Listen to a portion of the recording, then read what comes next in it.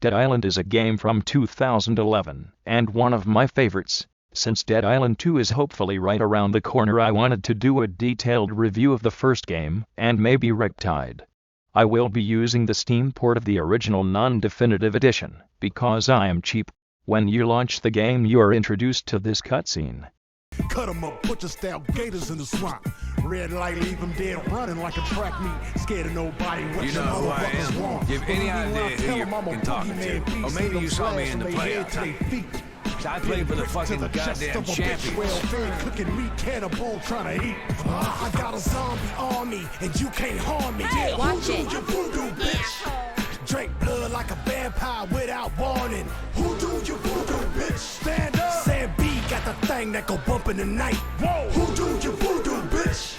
Hide your kids, grab your wife, better get out of sight. Who do you voodoo bitch? Let's go. Sam B to Papa Shango, I'm buried some 80. Handful of fingertips, toss them up like confetti. Stay full of corpse bitches, I'm a pimp of the dead. Come fuck with a Another zombie, I drunk put a jerk stick off in your who thinks head. he's Look, God's kid. you want ghouls, I got fucking Stupid git. Maybe everybody dies and see your ass real soon. Crack bones to the mirror, hot sauce and they suck it. Now my juju ain't nothing to fuck. Sir, looks like you've had enough. What's your room number? I'll make sure you get there safe and sound. Stand up. Sam B got the thing that go bump in the night. Who do you voodoo bitch? Hide your kids, grab your wife, better get out of sight.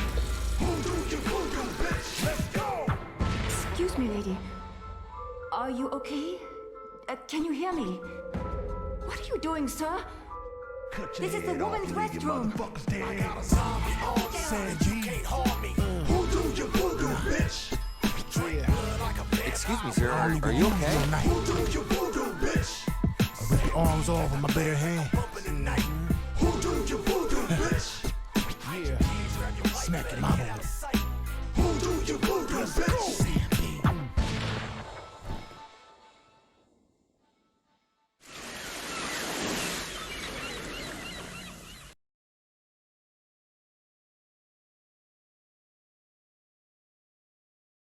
One thing about this intro I don't get is you're not in the perspective of any of the main characters, but a placeholder of some kind. Now to select our character. And I don't know if this is DLC, or something you get after beating the game, but you can play a separate mini-campaign of the final boss. For this review I picked Logan, which is the throwing weapons guy, despite throwing weapons not being that great in my opinion. The backstories are pretty good, and gives good context on who you're playing as. And on repeat playthroughs it will ask if you want to skip the tutorial. The loading screens look great, and the music in some of the later ones look and sound very nice.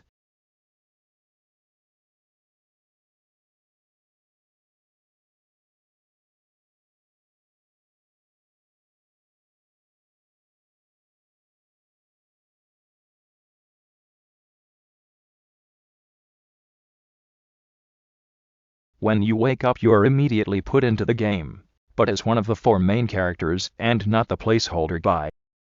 After walking around the room and taking in the atmosphere you can find the shoe from the Dead Island 2 trailer, and 1 medkit. The axe in the game is different from the fire axe in the Outbreak trailer, and there is no kid or broken window, though I wish games did more stuff like this and put stuff from the trailer into the game itself. Vermintide 2 did this very well with the missing cog and the Outcast Engineer trailer. After walking around the tutorial a bit the game hotel feels abandoned, like you can't exactly put your finger on it, but something is wrong, and the game giving you the feel of mystery. The flashlight running on a charge is a cool touch even if it's a bit of a pain.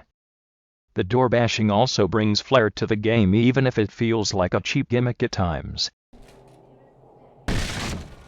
After walking around you end up to the balcony, then this cutscene plays.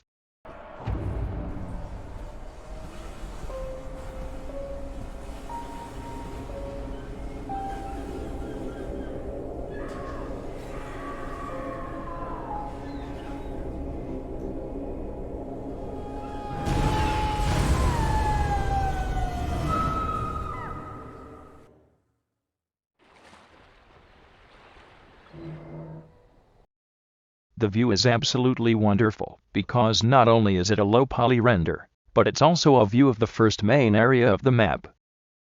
Next you go over to get into the elevator, but because the character is fat as your mom you end up falling.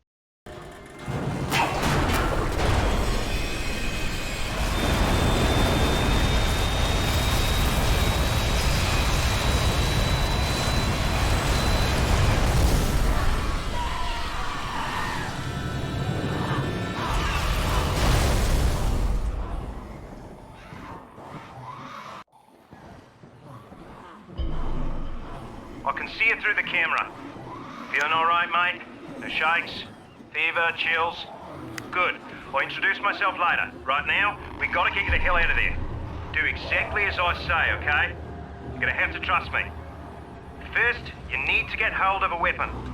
Search in the maintenance storage room by the end of the corridor. I would move if I were you. Now. Then after following the voice's instructions you end up running into some infected. You have to run to the storage room, getting attacked then saved. Just a bit farther.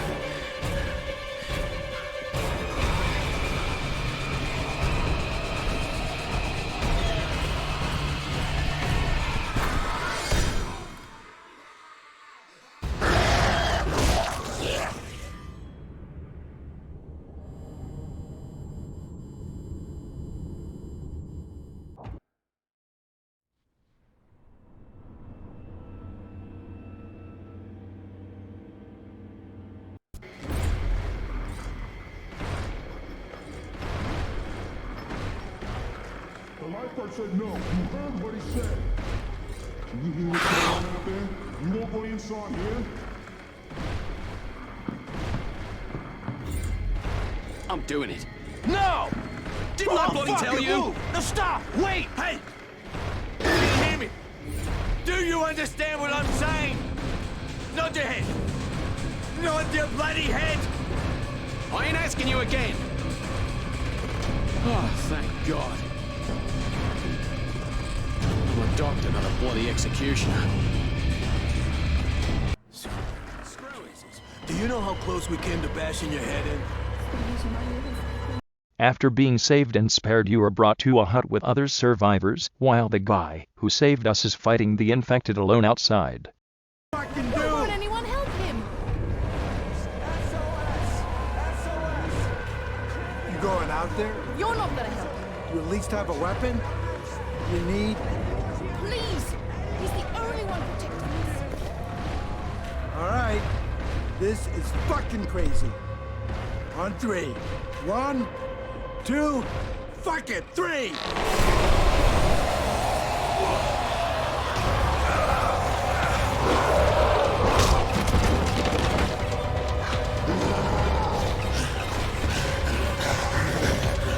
One thing I noticed is that the zombie that knocks you down uses the thug sounds instead of the bass zombie sounds. Occasionally you will be grabbed by a zombie after they lunge at you. When in this state you can left click then right click when the prompt comes up to get it off of you.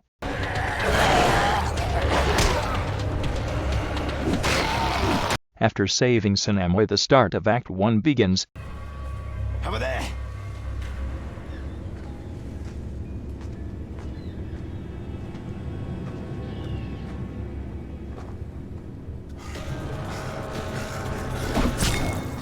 That's the last one? Okay then. Thanks, mates.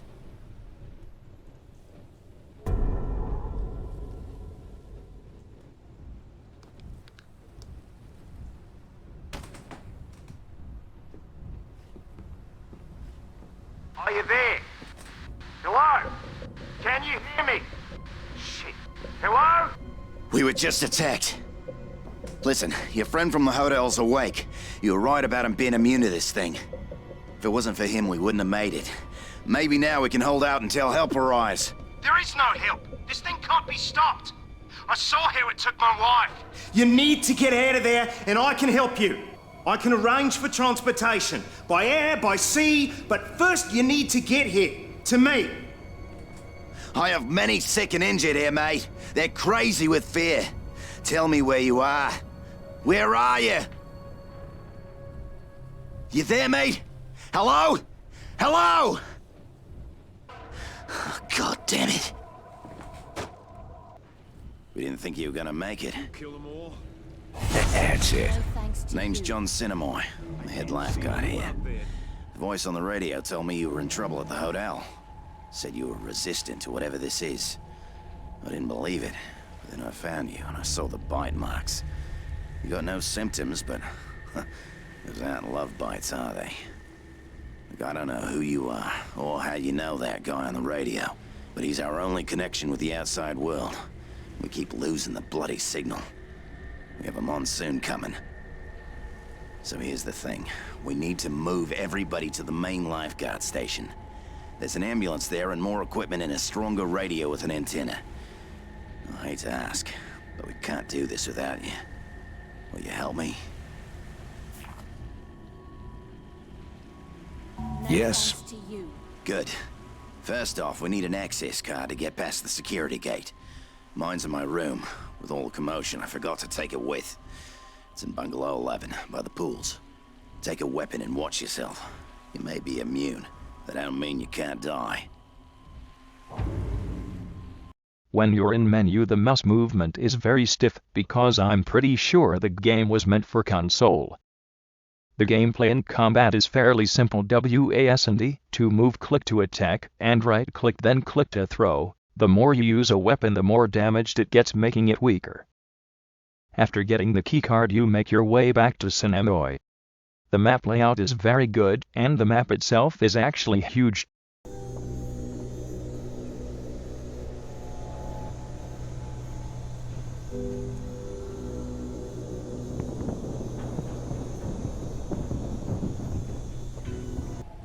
Dunno. You did it? All right. Thanks to you. I didn't see you out there. Okay, you ready to go out there again? I need you to find a lifeguard station and see if it's safe. Can you do that for me? I'll give her a shot. Take the beach. It's the shortest way. We'll come as soon as we know it's safe. There should be a working radio inside. Signal us when it's clear, and we'll follow you.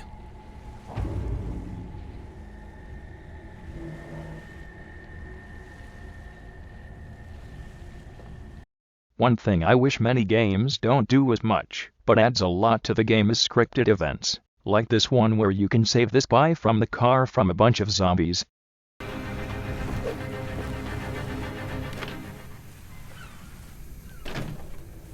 Oh, fuck. Fuck. Oh, Jesus Christ. If you hadn't come along. You want to come with me? I'm gathering any supplies I can find at the water sports rental kiosk. Maybe you'll find something that'll come in handy. After helping the carman and looting his shack, you are put to finally fight up versus the true infected. These types of zombies are much faster, can hit faster and harder, and are less resistant to being stunned, and get up faster when knocked down. One highlight is the Fury abilities, where each character gets a special attack that lasts for a small amount of time and does massive damage, instantly killing almost all enemies. After dealing with all the zombies leading up to the garage, we are introduced to our first special enemy, the Thug. He's your normal slow enemy that knocks you down if you get hit by him.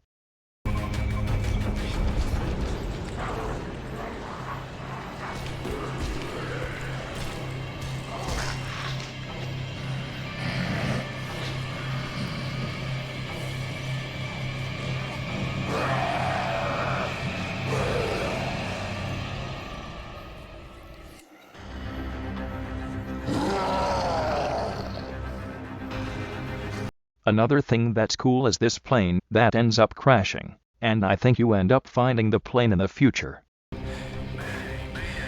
Associating flight 1012. All engines are out. Repeat, all engines are out. Ground control, do you read?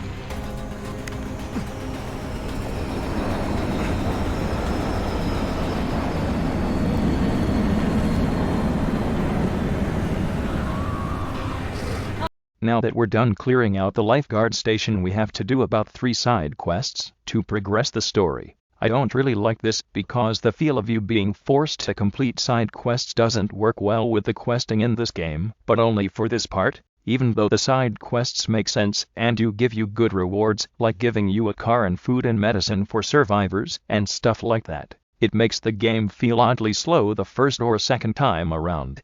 I knew you could do it. Hang tight, okay? We're coming right now. Everybody pack up. We're on our way. Watch the road. We'll be there soon.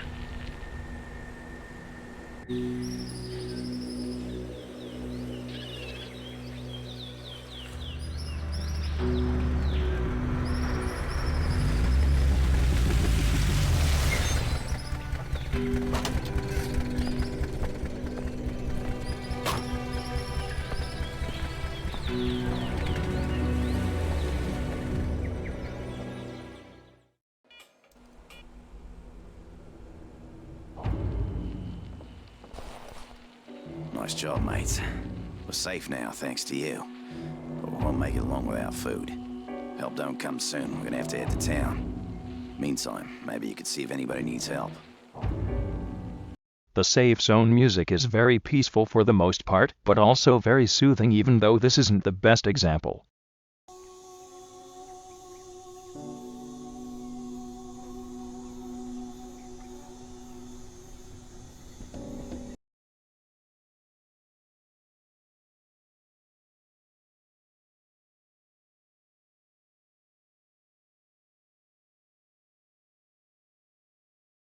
I love how this guy's body looks like the fake strongman plastic bodies you would see as gags. These bodies. Yeah. Okay. The game is automatically a 10/10 masterpiece IGN, because you can see your feet. One good scare if you don't see it coming is this side quest, where you clear out this room. You see one zombie right in front of you, but the moment you move up you're meant to get jumped by the zombie on the side. Instead I knew the jump was coming so I beat the one zombie, though my dumb ass got caught by the other one.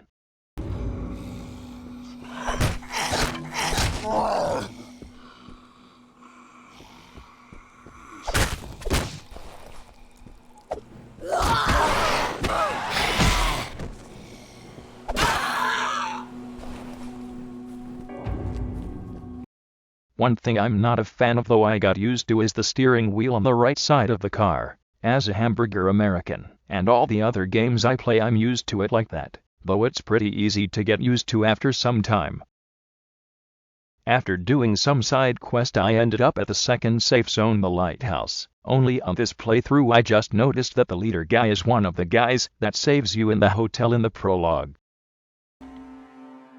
Holy shit, you're alive? I'm James. You don't know me, but I sure remember you. Me and Cinemoy had a slight difference of opinion. He wanted to stay put and wait for help. I wanted to get the hell out of there. So I got the hell out.